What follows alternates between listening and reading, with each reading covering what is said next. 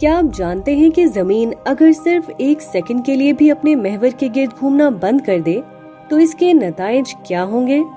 आप ये जानकर हैरान रह जाएंगे।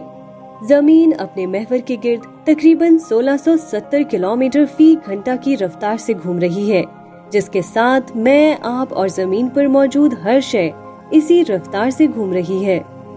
अब अगर जमीन सिर्फ एक सेकंड के लिए भी अचानक रुक जाए तो इस पर मौजूद तमाम अशिया मशरकी समत में तकरीबन 800 मील फी घंटा की रफ्तार से उड़ते हुए एक दूसरे से जा टकराएंगी।